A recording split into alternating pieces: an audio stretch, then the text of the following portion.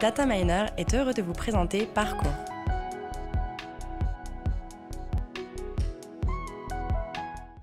Bonjour à tous, bienvenue dans Parcours. Tous les directeurs sécurité-sûreté des grands groupes français ne sont pas obligatoirement issus de la sécurité publique, de la police, la gendarmerie, voire de l'armée. Certains tracent leur route sur d'autres chemins et celui d'aujourd'hui va nous conduire à travers la géologie, l'exploitation pétrolière et minière avec le directeur sûreté du groupe Bouygues Construction, Laurent Lahollande. Bonjour. Bonjour Alexandre. Merci beaucoup d'être sur notre plateau. On est ravis de vous recevoir. C'est ma traditionnelle question pour débuter. D'où venez-vous? Alors moi, je suis originaire d'une région qui s'appelle le Vexin français. Très bien. Qui est en gros entre Paris et la Normandie. Au-delà de Cergy-Pontoise. Au-delà de Cergy-Pontoise. Magnifique voilà. région. Voilà. Van Gogh est enterré dans le quartier. Exactement. Vexin, c'est très beau. En réadaptant la fameuse chanson, quand vous étiez petit garçon, que vous repassiez vos leçons en pensant, on va dire, et non pas en chantant, en pensant à quoi comme métier? Eh bien, un petit garçon, j'avais absolument aucune idée. pour être très clair, Ouais. moi je suis né dans l'environnement du monde agricole. Ouais.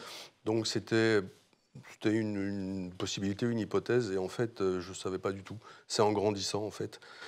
En passant les concours prépa Ouais. et les écoles, les concours qu'on réussit pas. Et en fait, c'est comme ça que je suis arrivé à la géologie, en fait. D'accord, un peu un concours de circonstances que vous avez gagné? Oui, en fait, quand j'étais au lycée, j'avais en gros deux grandes orientations. Je m'intéressais beaucoup à l'informatique. C'était l'informatique naissante à l'époque, c'était les années 80. Et puis l'industrie pétrolière, parce qu'il y avait une notion d'international qui était quand même très intéressante, qui m'intéressait. Donc en fait, c'était plutôt dans ces milieux-là que j'avais envie d'aller. Et puis il s'est trouvé que je suis parti en expat sur l'industrie pétrolière, et je ne le regrette pas. Effectivement, parce que après l'obtention de votre diplôme d'ingénieur, géologue, c'est votre premier job, je crois, en 1985. Vous êtes envoyé à l'étranger, ingénieur chez Elf Gabon. Donc spécialisé dans l'industrie pétrolière. Est-ce que le pays était sûr ou pas du tout à l'époque? Alors à l'époque, oui, tout à fait. Il faut quand même savoir qu'à cette époque-là, le Gabon, qui reste un petit pays au sens géographique du terme, vivait essentiellement de l'industrie pétrolière. Donc en fait, et c'était, je veux dire, comment dire, une influence de la société sur la politique locale et la géopolitique régionale. Donc en fait, le pays était tout à fait safe, et les expatriés à l'époque vivaient très convenablement et en toute sécurité, sans aucun problème. Alors justement, vos premières missions, premier job, première mission. Alors, en fait, j'ai jamais fait le cœur du métier que j'avais appris, parce qu'en fait, en arrivant donc à Port-Gentil, j'ai été mis à disposition d'un service qui s'appelait renseignement et soutien.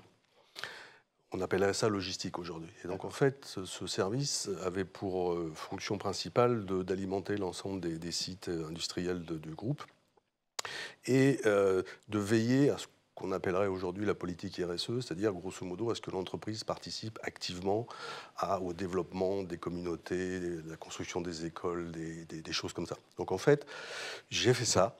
Et je me suis pris au jeu parce que c'était très intéressant, parce que, déjà, on n'était pas enfermé dans des bureaux, on était dans la brousse, là, c'est le cas de le dire, parce qu'on est quand même dans des coins assez reculés, au contact des populations que j'imaginais pas, parce qu'effectivement, à cet âge-là, à cette époque-là, on n'est pas trop averti encore une fois, de ce qu'était l'Afrique, de cette époque-là. Et à cette époque-là, c'était comment, justement, quand vous étiez dans la brousse? C'était hyper cool, en fait, parce que... alors le Gabon avait encore une fois la particularité d'être un pays qui vivait que du pétrole. Donc en gros, les gens qui avaient le taille, en gros, société pétrolière, étaient perçus comme des bienfaiteurs, on va le dire comme ça, avec des grandes guillemets. Puisqu'en fait, on amenait tout ce qui manquait, tout ce qui permettait à ce que des jeux de pouvoir locaux dans les villages, à toutes les strates en gros de la politique du pays. Donc en fait, c'était un métier, j'allais dire, à la fois un peu d'intelligence économique, parce qu'on écoutait, on regardait, on mesurait un certain nombre d'évolutions. Alors c'était plutôt social, hein, parce qu'en fait, la société était le premier pourvoyeur économique du pays. Donc c'était très intéressant parce que effectivement, on avait, alors c'est une autre époque, hein, je ne la cite pas comme exemple, c'était une époque où on était un peu les rois dans le pays et on avait à la fois accès à tout, et les gens venaient vers nous, encore une fois, pour nous demander et faire, comment dire, leur doléance, on va dire, les choses comme ça. Donc c'était quand même quelque chose de particulier. Et après, au cours des années, ça s'est développé dans les pays environnants, le Cameroun en particulier. Donc en fait, c'était pour moi un monde de découverte total, professionnel, géographique, géopolitique. Et on a appris plein de choses. Moi, j'ai appris pour la première fois, à cette époque-là que dans cette région du monde, la nationalité avait peu d'intérêt dans la vie des gens. Ce qui les intéressait, c'était l'appartenance ethnique, et que l'appartenance ethnique n'avait pas de frontières. Donc ça, effectivement, ce pas les choses qu'on apprenait à l'époque, surtout sur les métiers techniques, et ça a été un enrichissement exceptionnel. Vous êtes ingénieur géologue, aujourd'hui vous êtes directeur sûreté du groupe Bouygues Construction. On va essayer de trouver justement le lien qui vous fait passer de ce métier d'ingénieur et dans l'exploitation pétrolière à aujourd'hui la sûreté. Est-ce que déjà à l'époque vous aviez une sensibilité avec la sûreté? Est-ce que vous aviez des notions? Est-ce que vous aviez des débuts de mission en lien avec ça chez Elf Gabon? Alors, sur la sûreté comme on l'entend aujourd'hui, non. Sur l'importance du renseignement, des informations, du recoupement des informations, oui, parce qu'effectivement, à l'époque, il n'y avait pas d'Internet, il n'y avait pas de téléphone portable, il n'y avait pas de GPS, on était travaillé à la main. Au courrier. Au courrier et en contact, en dialogue avec les gens. Et effectivement, il m'est toujours resté quelque chose de cette logique d'aller chercher du renseignement, d'évaluer en fait d'où pouvaient venir certaines menaces qui ne sont pas celles qu'on connaît aujourd'hui dans le monde, mais qui étaient encore une fois liées à des jeux de pouvoir dans les communautés, je l'ai déjà dit, et qui faisaient que tout ça devait être resté relativement stable pour l'intérêt du pays, on va dire, d'une façon générale, et surtout l'intérêt de la boîte. Il n'était pas question que quelqu'un conteste, on va dire, l'influence de la société dans la politique locale à cette époque-là. D'accord. Voilà. 4 ans après, vous passez comme ingénieur chez Comilog Gabon. Oui. Pour info, c'est un acteur majeur de la production de minerais de manganèse, société gabonaise, mais filiale d'une entreprise française, Eramet, me semble-t-il. Pourquoi ce transfert? Comment ça s'est fait? Alors en fait, quand j'étais chez Elf, j'étais cornaqué, on va dire les choses comme ça, par un ancien militaire qui avait fait toute sa carrière en Afrique. Oui. Et en gros, je suivais le chef, on va dire les choses comme ça. Parce que bon, à cette époque... Donc c'est comme ça que s'est passé le transfert, voilà, avec lui? Non, et en fait, lui, il est parti, il a pris sa retraite, ou on l'a mis à la retraite d'une façon générale, et son successeur était quelqu'un avec qui je ne m'entendais absolument pas. Et donc j'ai cherché par réseau, puisqu'en fait, l'Afrique est quand même un monde assez petit, surtout dans le secteur minier. Et donc en fait, j'ai trouvé ce poste dans l'industrie du manganèse, et qui me ramenait un peu plus à mon métier de base, et dans lequel je ne suis pas resté très très longtemps, parce que bon, c'était une fonction de production, faire des statistiques, etc. Donc je ne suis pas resté très longtemps. Et ça m'a permis de faire le lien, en fait, cette société, donc groupe qui s'appelait Imetal à l'époque. 91, là. Voilà, pour basculer, en fait, revenir en France et aller travailler sur d'autres horizons, on va dire. Alors, Imetal, c'est une société métallurgiste française et vous travaillez à la croissance externe dans les pays là, de l'Europe de l'Est. Voilà, alors Imetal était une société qui avait en gros 3 grandes divisions, les métaux, les minéraux et les matériaux. D'accord. Et donc en fait, moi, je suis revenu en France, et donc en fait, ce qui m'intéressait, c'était encore une fois l'international. Et sur la division métaux a été, on va dire, vendue par appartement. Il y avait des choses très intéressantes. Il y avait le nickel en Nouvelle-Calédonie aussi, qui faisait partie de ces sociétés. Et donc sur la partie métaux, il n'y avait pas véritablement de plan de développement majeur. Sur la partie des minéraux industriels, il y en avait énormément. Et donc on est dans une période post-année 89, on va dire les choses comme ça. Et donc l'ouverture d'un certain nombre de pays d'Europe de l'Est qui cherchaient des partenaires, des investisseurs dans des groupes industriels, donc plutôt liés aux minéraux industriels et à certains matériaux. Et en gros, moi, je suis parti dans cette logique. C'est encore une fois une région que je ne connaissais pas, qui était complètement vierge de connaissances pour moi et la boîte, en fait.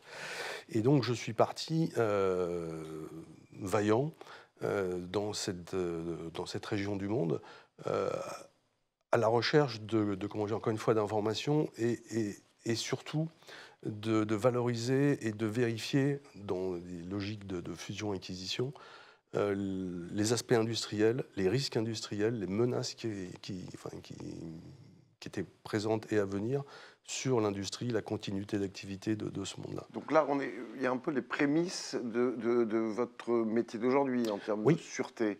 Oui, oui, c'est les prémices, c'est-à-dire que bon, on venait, nous, on était projetés d'un monde occidental dans un monde, on va dire soviétique, avec des repères, des standards, des façons de travailler, de vivre, de manager les gens, mais qui étaient à des années-lumière. À des années-lumière, c'est-à-dire qu'on s'est heurté à un monde nouveau. Et moi, je me rappelle la première mission, si je peux me permettre, la première mission que j'ai faite, c'était à Prague, c'était en 91.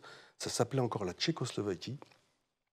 Et quand je suis arrivé à Prague, qui aujourd'hui est une ville absolument magnifique, géniale, tout était noir, toutes les façades étaient noires, il n'y avait aucun commerce.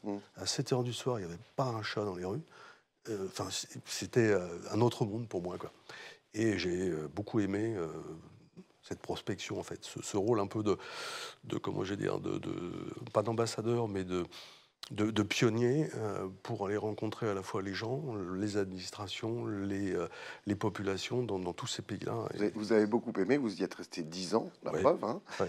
Mais tout d'un coup, en 2001, vous quittez un poste d'employé, quelque part, pour redevenir patron, me semble-t-il, en créant un cabinet de conseil en risk management, risque industriel. Qu'est-ce qui s'est passé? Pourquoi tout d'un coup pour une raison simple, prendre ses responsabilités de patron? Pour une raison simple et très basique, en fait. Donc, en fait, la société qui m'employait, donc le groupe Imetal, a décidé d'arrêter la croissance externe.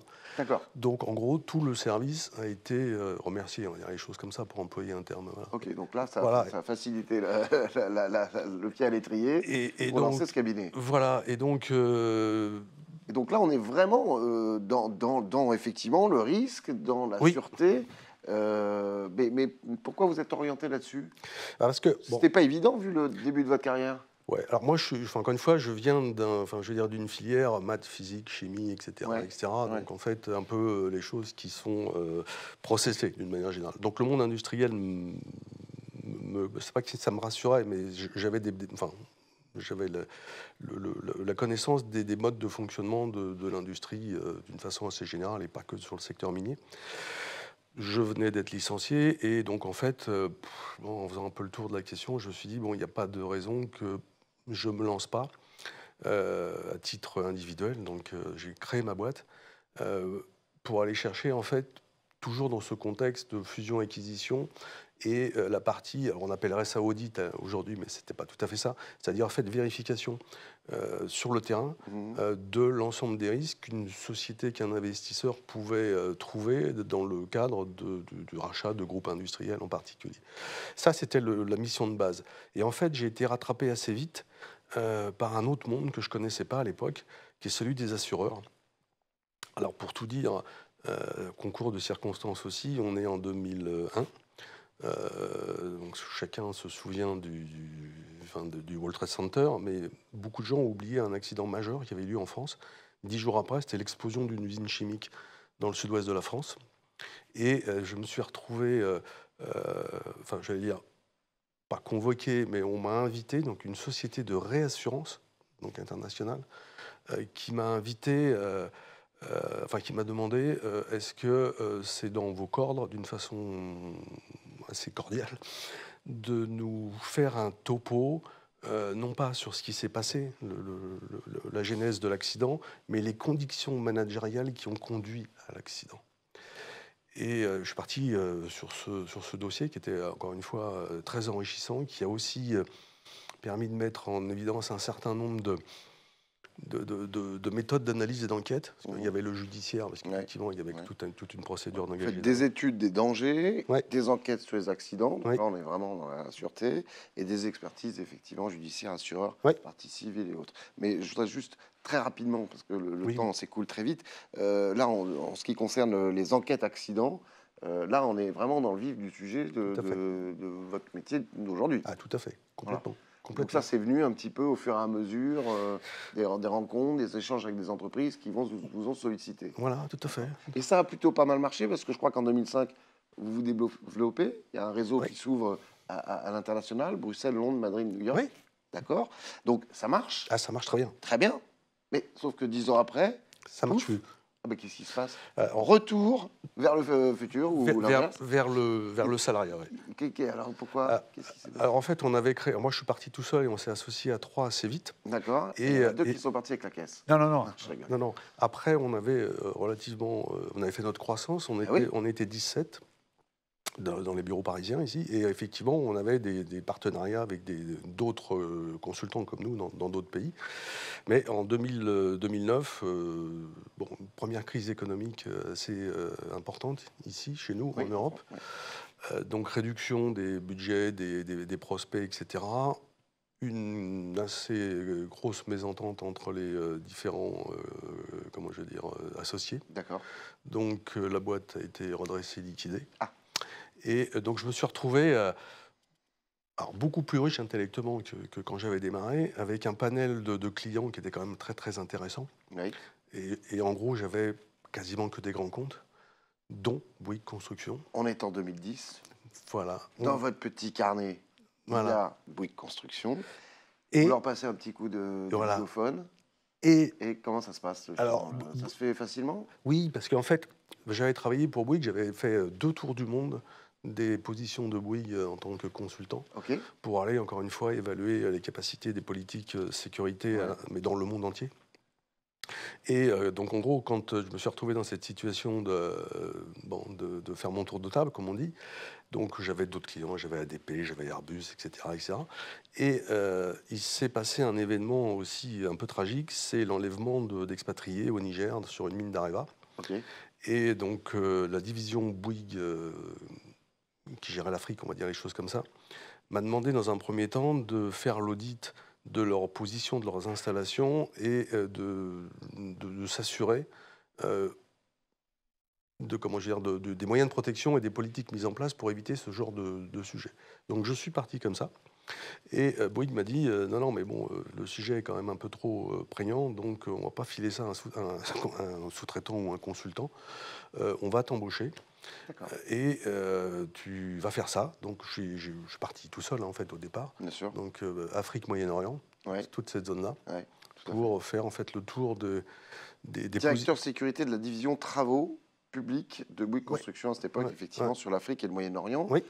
Aujourd'hui, vous avez pris encore un peu plus de hauteur avec votre fonction. En 2016, on a grandi.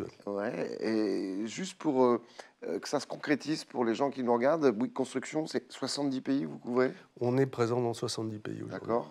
Combien d'entreprises disséminées Alors ça fait en gros un peu plus de 130 entreprises. 71 pays, je pense, aujourd'hui, à l'heure où on parle.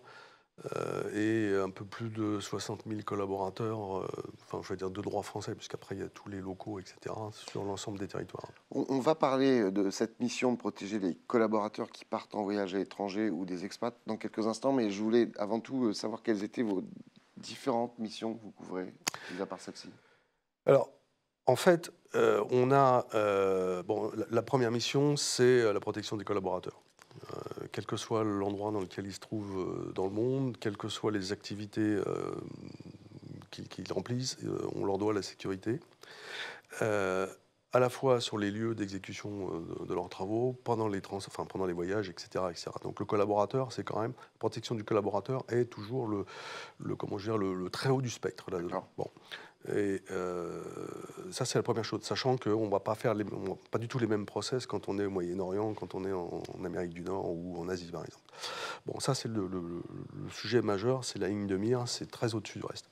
Ensuite, on a la protection de la continuité d'activité. Parce que le problème n'est pas forcément de protéger individuellement des gens à un endroit du monde, c'est de pouvoir exercer un travail, un business, une activité pérenne, durable, profitable, dans les endroits où on est. Donc, encore une fois, on a un critère d'analyse qui nous permet de partir de la géopolitique en allant jusqu'aux catastrophes naturelles, en passant par tous les spectres de menaces auxquels on peut être confronté. Le troisième volet, c'est la protection des datas sensibles, puisque effectivement aujourd'hui tout est digitalisé, tout est numérique, quel que soit l'endroit dans lequel on travaille, on a ces choses-là. Et très loin derrière, on a la protection des assets. Donc en gros, tout ce qui est matériel, immobilier, etc., etc. Donc ça, c'est la mission de base. Et là-dedans, on doit assurer les missions d'un directeur sûreté assez traditionnel, sans rentrer dans le détail. C'est la protection, l'information, l'analyse, le secours et comment je dis encore une fois, la continuité d'activité dans tout ce volet comment je dis, de sujets. Parce qu'il y a des endroits, enfin, on le comprend assez vite, hein, il y a des endroits qui sont beaucoup plus compliqués à gérer du point de vue de la sûreté. Bien sûr. Pas forcément pour les collaborateurs, mais pour la continuité d'activité. Je vais y venir justement. Vous avez donc dû déployer un continuum en France de sécurité avec les forces publiques. Ça a été mis en place. Oui. Ça fonctionne. Ça fonctionne. C'est permanent. C'est permanent. À l'étranger, avec les forces publiques étrangères, j'imagine que selon les pays, c'est plus compliqué. Eh bien non, mon cher Alexandre, c'est l'inverse. Incroyable. C'est l'inverse. C'est vrai. Ouais. C'est plus simple à l'étranger qu'en France. Ouais. Alors, quand je dis à l'étranger, c'est par rapport à la zone dans laquelle on travaille. Ouais. Donc, en fait, dans ces 70 pays-là, c'est sûr que... Parmi les 70 pays que vous avez, il y a des pays à risque. Il y en a des plus complexes. D'accord. Ouais. Mais malgré cela, c'est plus compliqué en France qu'à l'étranger. Oui. Enfin, c'est pas que c'est plus compliqué, mais l'approche est différente. Quand on va travailler au Nigeria, pour donner cet exemple, qui est quand même pas un pays très sympathique au demeurant, vous avez accès à peu près tout le renseignement, toutes les analyses, toutes les ressources pour faire l'analyse de menaces et avoir les solutions hommes, humains, matériels, numériques et autres pour traiter. Et ça, vous avez un appui, j'allais dire, de ce qu'on pourrait appeler le régalien du coin, parce que, grosso modo, vous êtes un opérateur économique qui vient effectivement développer un certain nombre de choses. Donc, ils tiennent à vous. Quelque part, oui. Ouais. Donc ils sont là pour vous aider. Voilà, ils nous aident et ils sont plus réactifs à toutes les sollicitations qu'on peut être amené à leur faire. C'est vrai à peu près partout. Alors c'est très différent entre quand on est à Manille, par exemple, ou en Afrique, hein, on va dire les choses, ou au Moyen-Orient d'ailleurs. À Manille, en Asie, pas dans le Vexin. Oui, non, à Manille, au Grand Manille, dans le Grand Manille. En France, c'est très contrasté en fait. On rencontre des difficultés sérieuses dans certains territoires en France, on va les appeler comme ça. Les zones de non-droit. Voilà, les zones de non-droit, puisqu'en fait, on est inscrit et puis on est engagé dans beaucoup de chantiers de rénovation urbaine. Ouais. Et bien souvent, les opérateurs comme nous, on n'est pas les seuls, hein, les opérateurs comme nous sont traités comme des ennemis au territoire. Donc c'est agression physique, vol de matériel. Alors agression physique, vol de matériel, destruction d'à peu près tout, coups et blessures. Enfin, on a tout, quoi. Alors, justement, le continuum là-dessus, il arrive à se mettre en place? Est-ce que les forces de l'ordre vous épaulent? Alors, c'est compliqué. Alors, les forces de l'ordre, évidemment, font partie, évidemment, du dispositif, mais c'est compliqué parce que je prends souvent l'exemple suivant. Quand on fait de la rénovation urbaine dans une agglo comme Londres, en Angleterre, vous interrogez en fait les services de police, donc la Metropolitan London Police, et vous leur expliquez, il y avait des bureaux, vous avez des guichets ouverts en fait, en disant, bon, voilà, je vais travailler dans tel quartier, sur tel immeuble, dans telle rue, en gros, à quoi je vais être exposé. Et il y a des services qui vous répondent. En France, c'est beaucoup plus compliqué, alors, pour des raisons que je ne vais pas forcément expliciter ici, mais le niveau de réponse et la granulométrie en fait, du renseignement que vous allez avoir dépend essentiellement de l'individu qui va vous répondre. Alors, il y a des endroits qui sont en gendarmerie ou dans la police nationale où on a des gens absolument formidables qui comprennent notre problématique, parce que nous, on n'est pas là pour faire la loi ou mettre de l'ordre. On est une entreprise privée de BTP qui vient construire quelque chose. Et vous avez aussi des gens, encore une fois, de la police qui considèrent que ce n'est pas leur rôle d'aller donner ce type de renseignements à des entreprises comme nous. D'accord, il n'y a pas la même transparence. Il n'y a pas la même transparence. Et en fait, ça nous oblige, nous, à mettre au point des dispositifs amont pour analyser, en gros, pour faire simple, analyser certaines opérations dans certains quartiers comme on le ferait d'un pays sensible en Afrique ou au Moyen-Orient.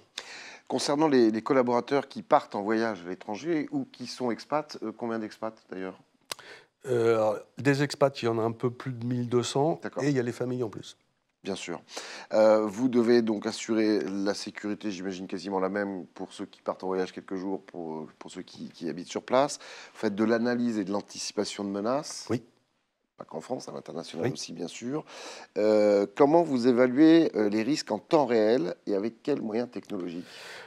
Alors en fait, il y a énormément d'outils sur le marché. Il faut dire les choses comme bon, il y a énormément de sociétés qui vous vendent ces prestations. Le problème pour nous, c'est que tous les gens qui vous vendent en fait ces produits, ces prestations, n'ont pas le même degré de pertinence en fonction de la zone dans laquelle vous êtes. C'est-à-dire que vous ne pouvez pas travailler aujourd'hui avec une société ou un outil d'une société pour l'ensemble de la planète. Donc il faut pouvoir, en fonction des zones dans lesquelles vous intervenez, et probablement des métiers aussi. Et des métiers, bien sûr. Aller piocher des solutions à droite, à gauche. Voilà. Ok. Et alors aujourd'hui, concrètement, qu'est-ce que vous utilisez pour faire en sorte, ou en tout cas savoir que vos collaborateurs sont en sécurité ou que s'il y a une crise, qu'elle soit une crise politique, une crise sanitaire, un enlèvement, hein, vous faites de la protection, voire de l'exfiltration de collaborateurs. Et qu'est-ce que vous utilisez aujourd'hui? En fait, tout démarre de l'analyse projet. C'est-à-dire, grosso modo, c'est l'anticipation. C'est-à-dire qu'en fonction de l'endroit, la zone et la géographie, la politique, le niveau de criminalité, etc., on va placer en gros des capteurs. Hein. C'est-à-dire que grosso modo, on a des gens quelque part à nous qui font du renseignement au quotidien. Donc, en amont, pour nous expliquer en gros à quoi on va être exposé. Il n'y a pas que du terrorisme islamique, hein, malheureusement. Il y a énormément de menaces aujourd'hui. Et en fonction de ça, si le projet est successful, donc on va s'y installer, on va développer une activité qui peut durer plusieurs années. En fait, on a notre propre réseau sur place qui va nous informer, qui est complètement dépendant des services qu'on a achetés par ailleurs et qui est souvent un peu déconnecté de l'institutionnel traditionnel qu'on peut trouver, que ce soit le réseau des ambassades ou autres, avec lesquels on travaille aussi, bien sûr. Donc on l'a bien compris, ce qui domine la pyramide de la sûreté chez vous, c'est l'être humain? Oui. Hein, et je dirais que vous qui avez confié avoir racheté un cheval pour éviter qu'il file en steak haché, c'est pas professionnel, mais c'est vrai. Finalement, la protection de l'humain, c'est aussi votre credo. Oui, complètement. Complètement. Et de plus en plus, parce que si je fais partie des vieux monsieur aujourd'hui, mais ce que j'explique souvent aux gens dans les écoles ou même chez nous, quand on fait les sessions de formation, notre génération avait une notion du risque qui est un peu oubliée aujourd'hui. Aujourd'hui, on banalise énormément de choses et on n'explique pas justement les menaces, à part le terrorisme dont tout le monde parle, mais qui n'est en gros qu'un des maillons de la chaîne de risque. On n'explique pas ou suffisamment que quand on est projeté à l'international, on restera toujours un étranger dans le milieu. C'est-à-dire que si on n'adopte pas les us, les coutumes, les croyances, etc., vous avez en gros en face de vous un mur d'incompréhension et souvent c'est de ce type de situation que naissent les problèmes.